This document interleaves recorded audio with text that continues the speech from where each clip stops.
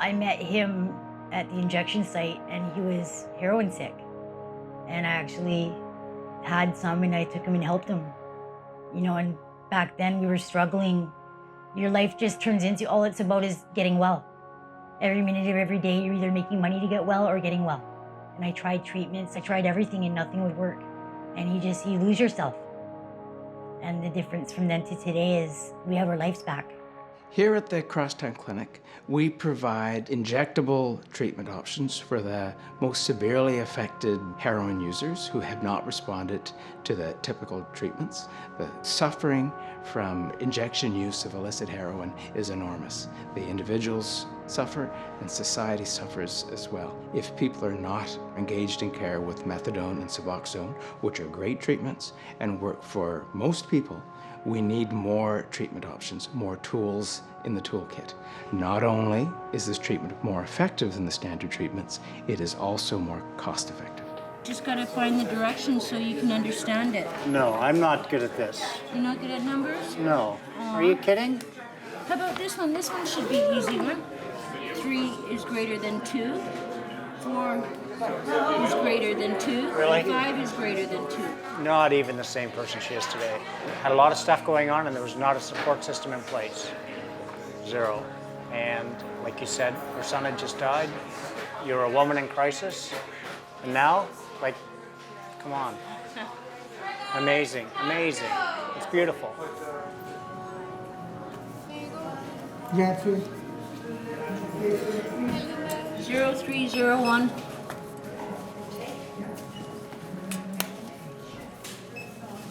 Thank you. Hey, March 8th, 68. Oh, actually, I need a 5/8. This is too long. I use this after it because I only do half what I made mine now. Yeah. I can only do a little bit at a time because it gives me the really scratchies. Because the drug affects different people different ways, and it seems like I get really sensitive. My skin's more sensitive now too.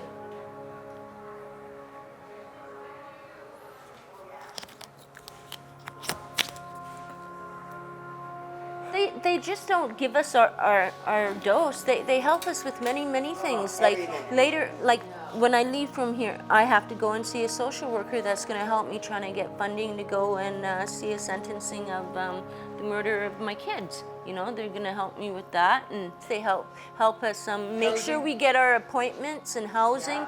They're there with us through it all. When it got really bad, I was really amazed at the things that I said that I would never do that I started doing. Yeah. And that's when I knew I was in trouble. And I came here and it stopped. You know, if this program wasn't here, I mean, God, I guess I'd be going back to like doing dope and you know, standing on a corner or, you know, doing crime, right? So like I said, it saved my life being here. It's been 4 years now since I've done any street heroin, and now I'm almost off the hydromorph. I've transitioned onto oral, and in a year I hope to be off everything, and that's pretty good. Amazing. Yeah, that's pretty good for being a heroin addict for 40 years straight.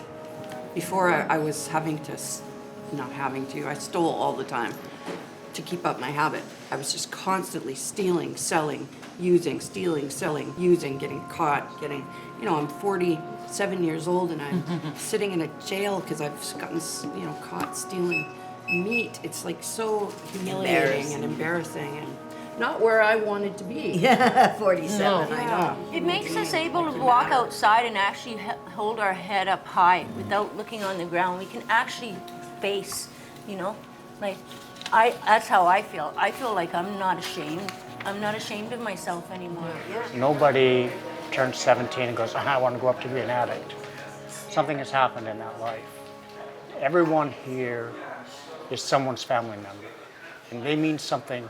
They mean to me. They mean something to me. I don't care if they mean something to anybody else. They do to me. And it's my job to advocate, to make sure that their voice is heard in a society where so many people want to just toss it away. It's not my family, so it doesn't, you know, Well, it does affect you, and it should affect you, and you should think about it. This is a treatment program. And our clients are reaching out for help, and they're reaching out to be just able to be themselves. And this seriously this is healthcare, man. Hi, Annie. Negative. No. Beautiful. Oh.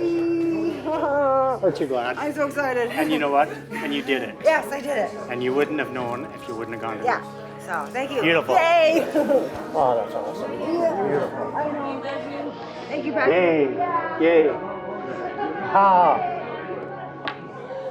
Beautiful. Wow. It just brought me back, like in touch with feeling like there was a way out, a way to get healthy again and a way to feel human. And with SALOME, it's just amazing because, they check on everybody's health care. You see the doctors there regularly. Support, housing. People are, have homes again. They start relating with their families again and getting jobs again and just, being back out in society and feeling like humans. And everybody deserves that. Everybody. This is Joey's mom, Joey, and me before we started the study. And you can see the difference immensely in our health. Opiate assisted treatment to me is just another option, another tool in the toolkit for people that need the treatment. And I personally, and I believe as an organization here as well, don't understand why this safe, effective, cost-effective treatment has not expanded, given the knowledge that's existed since the early 90s. My concern is that the barrier is discrimination. There needs to be more than just this clinic. There needs to be, Vancouver can easily, how many people are not being treated? We've reached out, we've touched 200 lives. How many are we not touching, And that's the part that is important as well to note that, yes, we're doing great with the ones that we're ridiculously successful at what we've done. But we're failing those that we're not helping. I worry about this won't become a program. I think of what I'm gonna do. And I try not to think about it because right now I don't have the strength to even go there. I know it would be devastating for a lot of people, not just myself, a lot of people. We'll end up back where we were. This will be all for nothing. But I feel hopeful. That's all I can do is hope and pray that it stays and the program is here. Because I know I like myself today. I hated myself many, many years. When I looked in the mirror, I didn't see me. I saw a person that did her hair. I didn't look at me. I just used the mirror to beautify myself to make some money for more drugs. Now I look at me, who I am, and I can smile because I like me today.